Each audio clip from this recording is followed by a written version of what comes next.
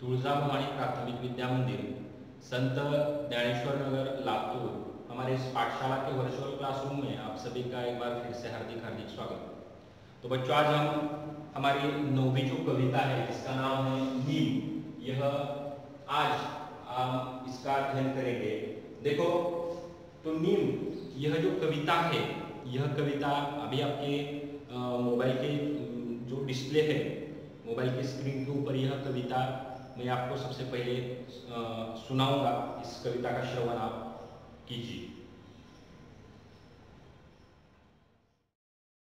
पाठ क्रमांक 9। नीम। कवि लता पंत। ना मैं डॉक्टर, ना मैं ओझा, ना मैं वैद्य हकीम, मैं तो केवल एक पेड़ हूं, नाम है मेरा नीम। मेरी सूखी पत्ती डालो, ऊनी कपड़े अनाज बचा लो। सूखी पत्ती के धुएं से मक्खी मच्छर दूर भगा लो। घनी पत्तियों के कारण शीतल है मेरी छाया, गर्मी और थकान मिटी जो मेरे नीचे आया। नहीं काटना मुझको तुम, मैं इतने सुख दे देता, सूरज की किरणों से मिलकर हवा शुद्ध कर देता। सूरज तारे धरती चांद की जब तक चले कहानी, हमेशा सबको सुख देने की है मैंने मन में ठानी, है मैंने मन में ठानी। ओझा यानी एग्जॉर्सिस्ट। कविता सुन लेने के बाद आपको बहुत अच्छा लगा होगा, ये मैं अपेक्षा व्यक्त करता हूँ। तो इस कविता का जो अर्थ है मैं आपको अभी बताता हूँ। तो देखो बच्चों, यहाँ पे यह जो कविता है, यह कविता लिखी है लता पंत। इस कवि की जो कवयित्री है उनका नाम है लता पंत। इन्होंने यह कविता लिखी है। तो देखो क्या कहते हैं इस कविता में, हम देखते हैं। ना मैं डॉक्टर, ना मैं ओझा, ना मैं वैद्य हकीम, मैं तो केवल एक पेड़ हूं, नाम है मेरा नीम। ना मैं डॉक्टर, ना मैं ओझा। अब डॉक्टर को मालूम है, आप सभी को अगर आप बीमार हो जाते हैं तो डॉक्टर के पास जाते हो, ये तो मालूम है। लेकिन ओझा ये जो शब्द है, यह आप शब्द आप समझ लीजिए क्या है। ओझा मतलब देखो, ग्रामीण भागों में या शहरी भागों में भी ज्यादातर लोग झाड़ फूक करने वाला व्यक्ति जो होता है उसे हम ओझा कहते हैं। देखो, झाड़ फूक करने वाला, झाड़ फूक करने वाला व्यक्ति, इसे हम क्या कहते हैं? ओझा। तो यह नीम का पेड़ कहता है कि ना तो मैं डॉक्टर हूं, ना तो वैद्य हूं, हकीम हूं, ना तो ओझा हूं, मैं तो सिर्फ क्या हूं? एक नीम का पेड़ हूं। मेरी सूखी पत्ती डालो, मेरी सूखी पत्ती डालो, ऊनी कपड़े अनाज बचा लो, सूखी पत्ती के धुएं से मक्खी मच्छर दूर भगा लो। देखो, नीम का पेड़ कहता है मेरी सूखी पत्तियां जो होती है मेरे पेड़ की, यह ऊनी कपड़ों और अनाज में डालो। ऊन कपड़े मतलब जो हम ठंड में पहनते हैं, जो कि ऊन से तैयार होते हैं, जिसे हम मराठी में लोकर बोलते हैं। तो ऐसे कपड़ों में अगर आप यह मेरे पत्ते डालेंगे मेरे झाड़ के, तो यह पत्ते के कारण यह ऊनी कपड़े खराब नहीं होंगे। आपका अनाज, अनाज में जो कि कीटक होते हैं, छोटे छोटे कीड़े मकोड़े होते हैं, यह अनाज में नहीं लगते। यह मेरे पेड़ के जो पत्ते हैं, यह उनसे, कीड़ों से और कपड़े खराब होने से इसकी सहायता करते हैं, मतलब रक्षण करते हैं अनाज का। तो देखो, सूखी पत्ती के धुएं से मक्खी मच्छर दूर भगा लो।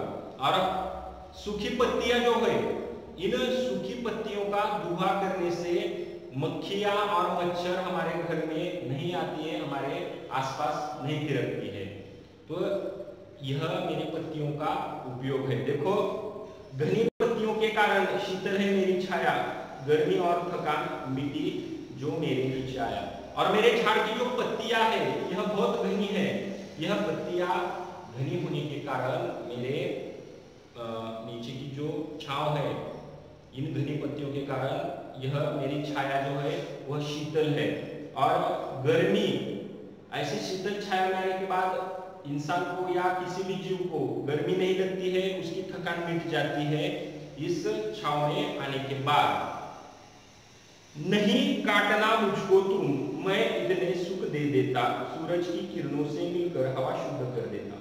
देखो आज इंसान क्या कर रहा है, अपने स्वार्थ के लिए इन बड़े बड़े पेड़ों को वह काट रहा है, लेकिन नीम का पेड़ हमें विनती कर रहा है कि तुम हमारे जैसे पेड़ों को मत काटो, क्योंकि हम क्या करते हैं, सूर्य प्रकाश से मिलकर यह हवा शुद्ध करने का हम काम करते हैं, इसलिए तुम हमें मत काटना। सूरज तारे धरती चांद की जब तक चले कहानी, हमेशा सबको सुख देने की है मैंने मन में ठानी। देखो जब तक यह नीम का पेड़ कहता है, नीम का वृक्ष सदियों से यह इस पृथ्वी तल पर मौजूद है, और यह कहता है कि जब तक यह सूरज चांद या तारे जब तक है, उनके होने तक मेरी यह कहानी चलती रहेगी, और सब मानव जाति को, सभी प्राणी माताओं को सुख देने की मैंने मन में क्या की है, ठान लिया है मैंने, सभी प्राणी माताओं को सुख देने का, या सभी को मेरे से फायदा पहुंचाने का यह मन में मैंने इच्छा ठान ली है। तो देखो बच्चों, यह नीम के पेड़ का महत्व समझाने के लिए यह कविता हमारे पाठ्यक्रम में समाविष्ट की गई है। आप देखो आपके घर के आसपास यह नीम का पेड़ होगा, तो आप भी इस नीम के पेड़ के बहुत से उपयोग करते होंगे। जैसे सुबह सुबह हम नीम के जो छोटी डाल होती है, जिसे हम दातुन कहते हैं, उससे हम ब्रश कर सकते हैं। ब्रश अगर नीम के इन दांतों से हमने ब्रश किया तो हमारे दांत बहुत मजबूत होते हैं, और ये फ्री में मिलने वाली चीज है। या नीम का झाड़ आपको पैसे मांगेगा क्या? जैसे आप दुकानदार से जाकर कोलगेट लेते हो, पेस्ट लेते हो, जैसे दुकानदार आपको पैसे मांगता है उन चीजों के, तो वह पेड़ आपको पैसे मांगेगा क्या? नहीं मांगेगा। तो यह नीम का पेड़ वातावरण को ठंड रखने में हमारी सहायता करता है, और वातावरण में ऑक्सीजन ज्यादा प्रमाण में यह छोड़ देता है, और ऐसे पेड़ को हमें नहीं काटना चाहिए। नीम के हर एक अंग का इस्तेमाल हम कर सकते हैं। जैसे कि अगर हमें जख्म हुई तो उनकी जो छाल है नीम की, वह हम पत्थर पर घिस के उस जख्म पर लगा सकते हैं, जिससे हमारी जख्म जल्दी से जल्दी ठीक हो जाए। तो देखो बच्चों, यह नीम के बहुत सारे उपयोग, उनकी जो पत्तियां हैं, उन पत्तियों को हमें हमारे अनाज में डालकर रख देना है, क्योंकि अनाज में कीड़े मक्खियां ऐसे कीटक वगैरह नहीं उसमें अनाज में नहीं होते। तो यह सारे उपयोग नीम के पेड़ के हैं, इसलिए हमें नीम का पेड़ काटना नहीं है, बल्कि कौन सा भी पेड़ हमें काटना नहीं है।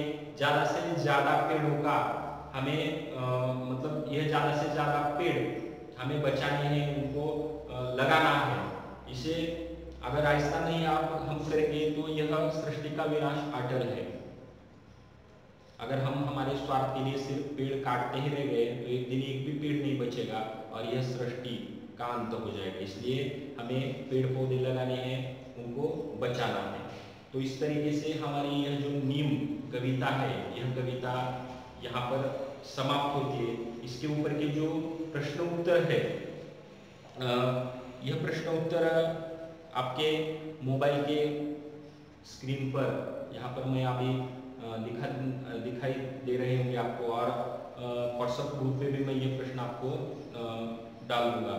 तो इन सभी प्रश्नों का आपको आपके वर्ग पाठ्य कापी में यह प्रश्न उत्तर लिखने हैं, और बाद में अपने पाठशाला के व्हाट्सएप ग्रुप के ऊपर यह लिखने के बाद उसका फोटो निकाल कर डालना है।